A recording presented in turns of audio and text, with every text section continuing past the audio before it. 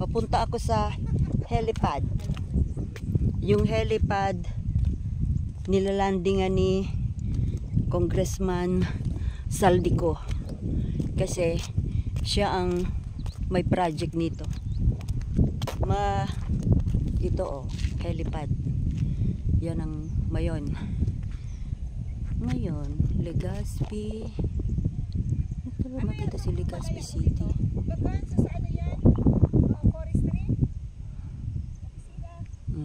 May ibig sabihin may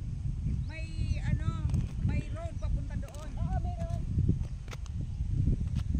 Kung may sasakyan ako, pupuntahan ko yan. San? Next time, pag uli ko, I will do that. You buy a car and then I will drive. Or you rent a car, I drive. Yes, we will have a car.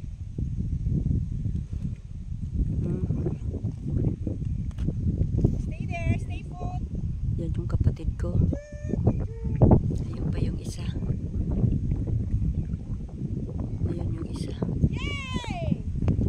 Narinig nyo? Hello! Hello po. Hello po. Can you please take my picture here?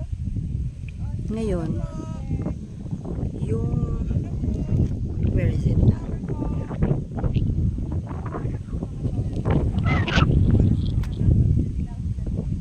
Ayan.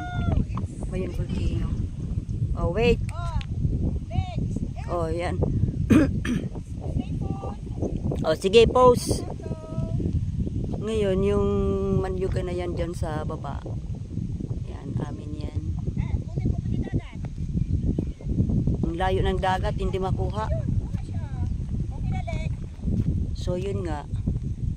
Yung Kukunin na yan. medyo parang pinag-uusapan ngayon yung kapatid ko. Okay. Pinag-uusapan ngayon sa Okay. mundo ng politika yung In mo lang ng konti. Hindi ko ito ewan ko kung totoo baka chismis lang na gusto ng ilang politiko, congressmen na Okay. Tapos sa tabi. mag-file ng impeachment complaint against Vice President Sara Duterte. Kasi nga, 'di ba? Ang dami na kasi niyang pinagagawang hindi tama Masyado nang halata, masyado siyang abusado. Abusada pala.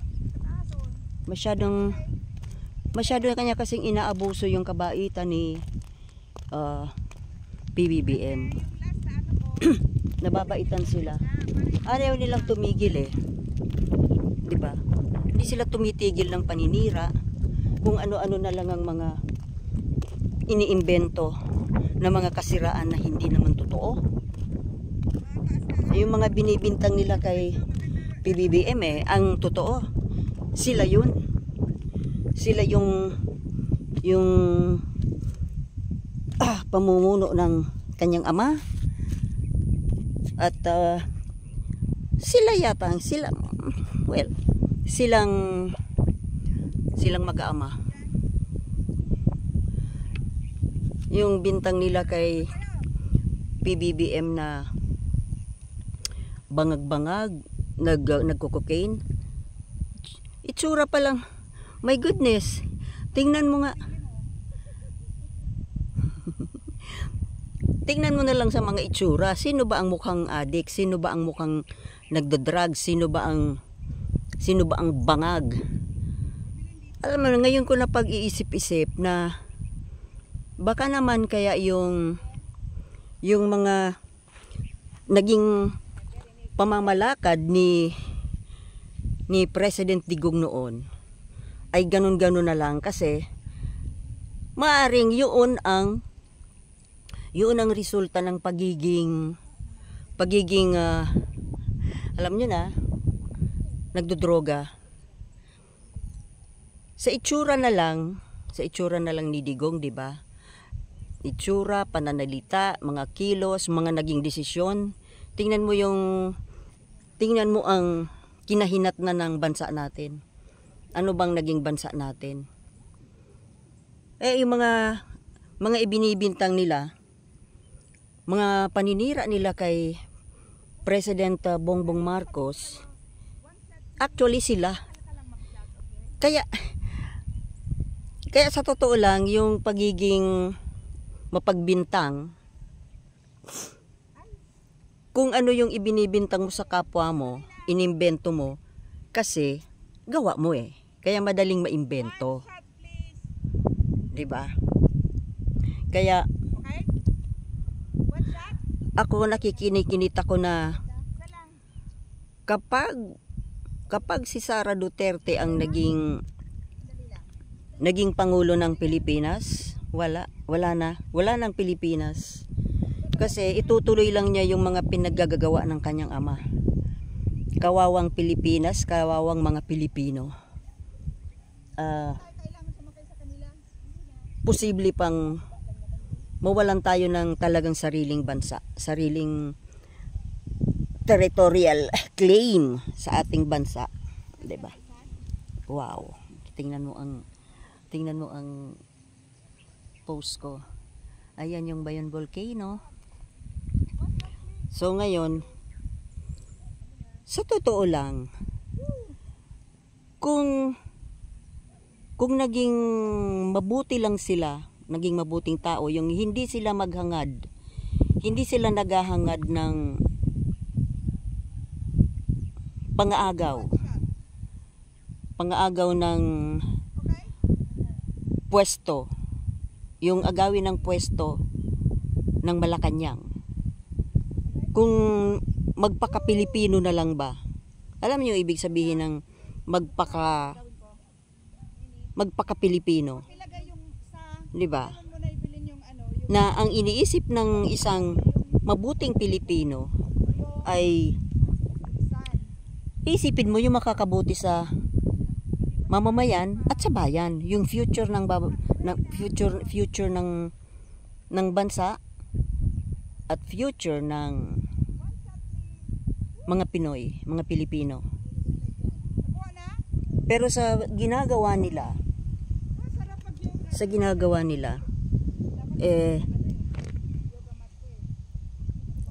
kaya hindi sila tumitigil ng paninira. Kasi nga, gusto nilang patalsikin yung nakaupo. Nang sa ganon, sila uli ang maupo. Tapos, maipagpatuloy nila yung mga ginagawa nila. Ang hilig nilang gumamit ng para sa bayan, defend the flag. Na, akala mo naman hindi alam ng taong bayan kung ano ang mga kalokohang ginagawa nila. Hindi naman tanga ang Pilipino. Alam na alam ng mga Pilipino. Kaya kita mo yung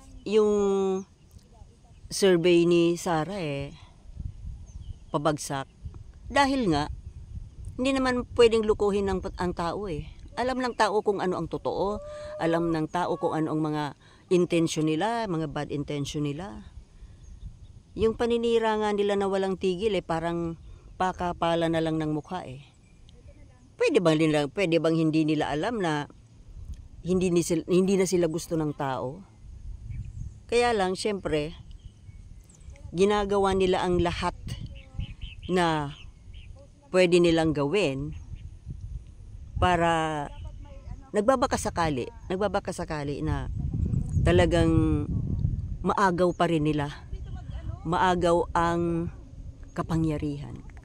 Nang sa ganon, tuloy-tuloy ang ligaya nila. Tuloy yung pogo, tuloy yung smuggling, tuloy yung drugs, everything.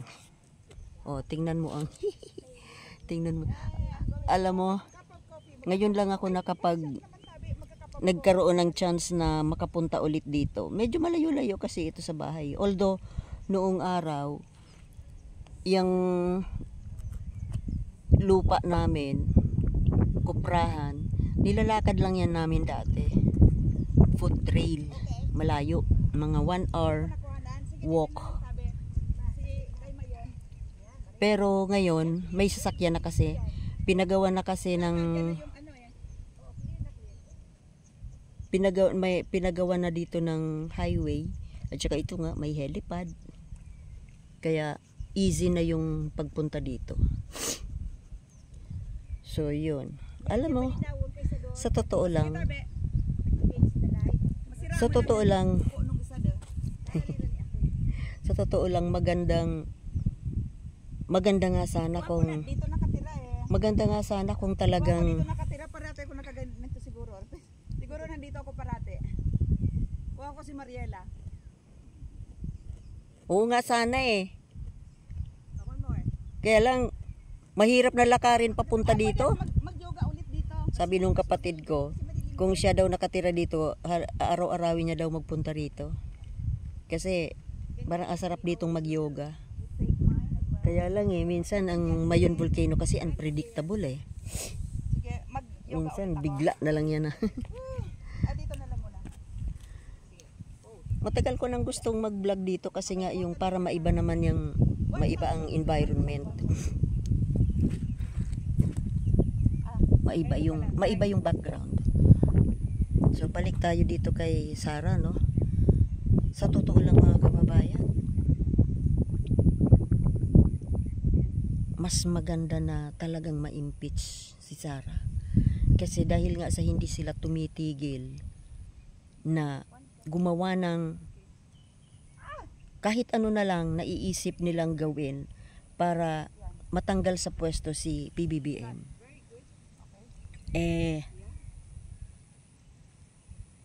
Sa tindi ng pagnanasa nila na maagaw ang presidential position, hindi natin masabi mga barumbado kasi, di ba?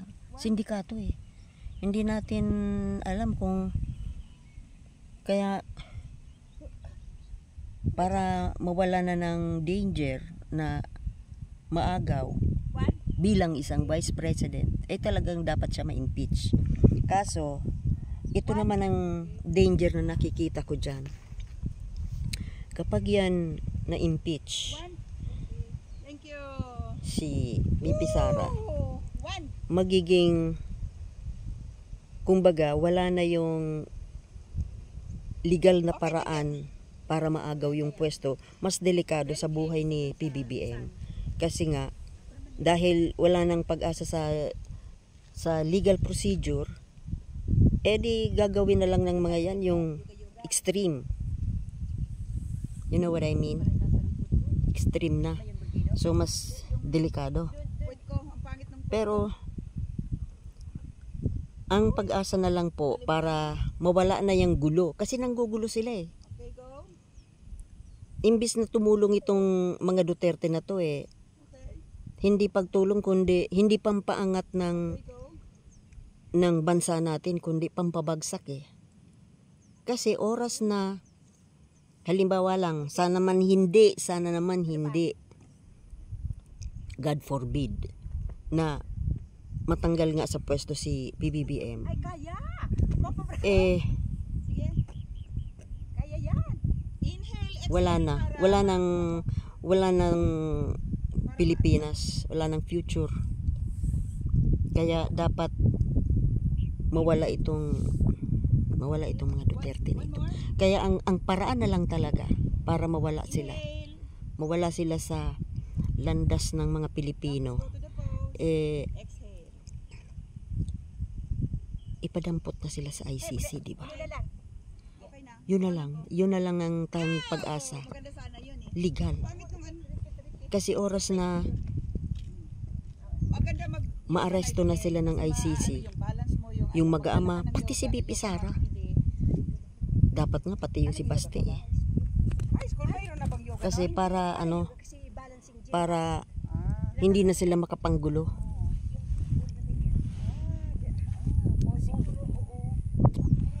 Hindi naman sila nakakatulong sa atin, di ba? Panggulo lang eh. Ayan. Siguro hanggang dito na lang muna. Kasi umiinit na eh. Sa susunod baka doon tayo sa Kagsawa Ruins o kaya sa malapit lang yung sa Daraga Church. Yan. Yung heart, Dito ako nakaupo sa maganda yung heart yan, pag oh. nasa ano sana. Ayan yung Mayon Volcano. Siguro nga, total malapit ako dito at yan, property naman namin yung nandiyan sa baba. Free naman kami sa pagpasok dito. Baka makabalik-balik pa ako dito. 'Di ba? So hanggang dito na lang muna. Bye.